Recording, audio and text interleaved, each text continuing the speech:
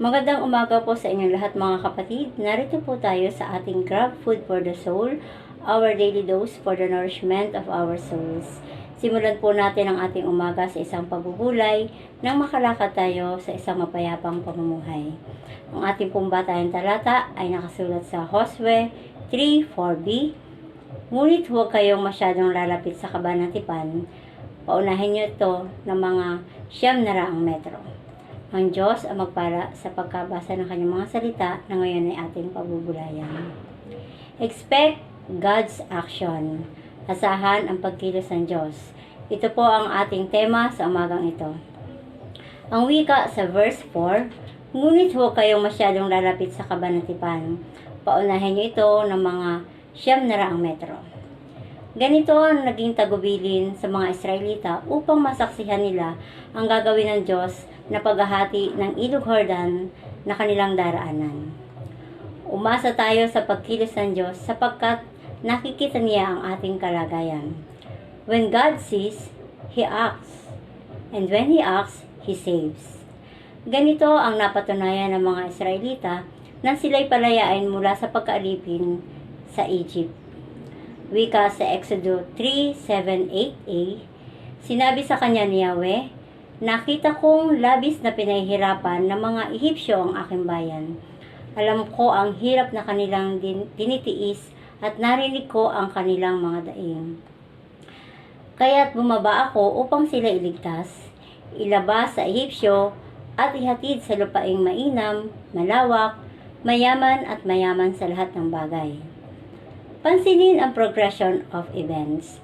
Nakita ko, alam ko, narinig ko, bumaba ako upang iligtas, ilabas sa Ehipto at ihatid sa lupaing mainam. Ganito rin ang handang gawin sa atin ng Diyos kung tayo magtitiwala at aasa sa Kaniyang mabubuting mga gawa.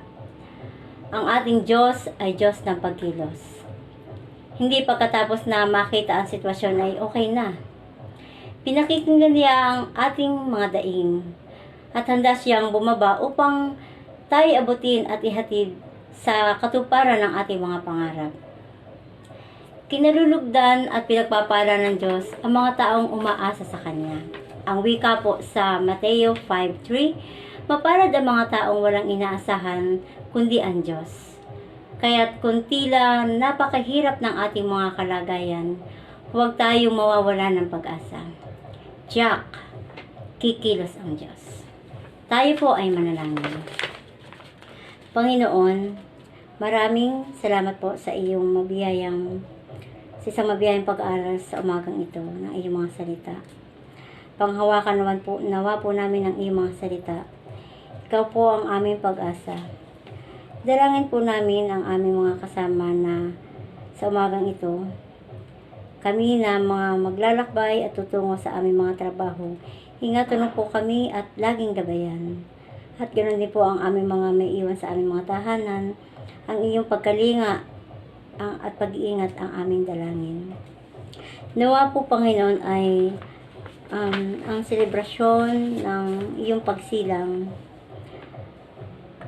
ang maging hamon sa about sa amin, na lalo kami magtiwala at maglingkod ng lubos sa iyo. Salamat po sa iyong napakadakilang pag-ibig sa bawat sa amin. Ibinabalik po namin ang papuri at pasasalamat sa tanging pangalan ng iyong anak na si Jesus. Amen. Maraming salamat po mga kapatid sa inyong pagsama sa ating pagbubulay sa umagang ito. Isang paalala po sa ating lahat, be Christ-like in our workplace today. Maligayang Pasko po at manigong bagong taon sa ating lahat. Sa Diyos po ang papuri. Shalom.